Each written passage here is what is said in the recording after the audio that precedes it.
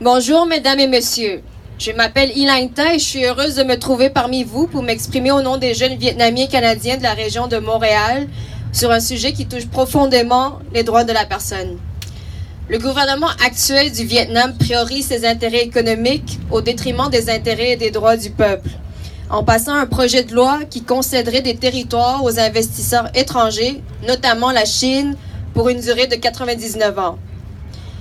Face à cette réalité, de nombreux citoyens vietnamiens se sont mobilisés pour contester le projet de loi. Beaucoup ont été arrêtés et détenus pour avoir exercé leur liberté d'expression. Nous constatons que le Parti communiste du Vietnam exerce leur pouvoir selon leur propre intérêt plutôt que d'agir selon les intérêts du peuple. Tout acte ou toute expression qui devrait normalement découler d'une société démocratique est condamné par le Parti communiste. De ce fait, les Vietnamiens sont soumis à une déchéance totale de leurs droits et identités lorsque le gouvernement légaliserait la concession graduelle du pays. Ce projet de loi démontre que le Parti communiste du Vietnam agit avec dissimulation, en laissant un parti étranger s'emparer au fur et à mesure des richesses du pays et cacher cet état de fait pour ne pas réveiller la fibre patriotique du peuple endormi par la propagande. Aujourd'hui, on est nombreux à être conscients du danger que cette situation représente pour le peuple vietnamien, tant au Canada qu'au Vietnam. Cette réalité est une grande menace pour la démocratie et les droits de la personne, ce qui est inconcevable dans une société démocratique dans laquelle nous vivons actuellement. Il est donc de notre devoir, en tant que citoyens, à s'engager solidairement dans la lutte pour le respect des droits de la personne au Vietnam et d'encourager le peuple vietnamien à dénoncer continuellement les flagrantes violations de leurs droits fondamentaux. Il faut se rappeler qu'il est primordial qu'on continue à exposer le bilan profondément répressif des droits de la personne au Vietnam, afin qu'un jour, le Parti communiste du Vietnam soit retenu responsable de leurs actes face à la communauté internationale. Aujourd'hui, engageons-nous à révéler cet état de fait et à éveiller les consciences pour que de telles mobilisations soient plus courantes.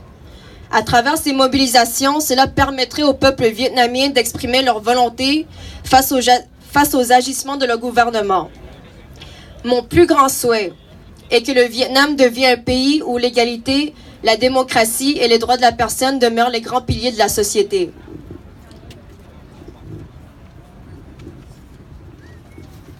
Hello, ladies and gentlemen. My name is Ilain Ta, and I am pleased to be here to speak on behalf of young Vietnamese Canadians in the Montreal area on a topic that deeply touches human rights. The current government of Vietnam prioritizes its economic interests to the detriment of the interests and rights of its people by passing a bill that would grant territories to foreign investors, notably China, for a period of 99 years. Faced with this reality, many Vietnamese citizens participated in protests to challenge the bill. Many were arrested and detained for exercising their freedom of expression.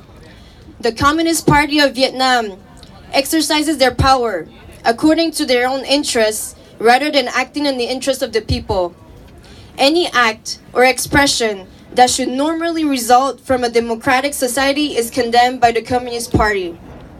As a result, the Vietnamese are totally deprived of their rights and identity when the government will legalize the gradual concession of the country. This bill shows that the Communist Party of Vietnam is acting with concealment, letting a foreign party seize the wealth of the country and hide this fact so as not to awaken the patriotic fiber of the people who are asleep by propaganda. Today, many of us are aware of the danger this situation poses to the Vietnamese people, both in Canada and in Vietnam. This reality is a great threat to democracy and human rights, which is inconceivable in a democratic society in which we currently live.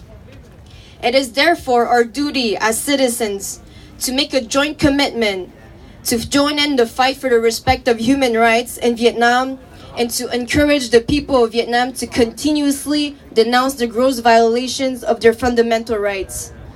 We must remember that it is essential that we continue to expose the deeply repressive record of human rights in Vietnam so that one day the Communist Party of Vietnam will be held responsible for their actions in front of the international community. Today, let us commit ourselves to reveal the state of affairs and to raise awareness that such mobilizations should be more common.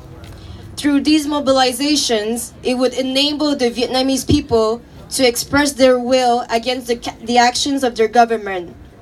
My greatest wish is for Vietnam to become a country where equality, democracy, and human rights remain the great pillars of society. So when I say human rights, you scream for Vietnam. Human rights! Human rights! Human rights!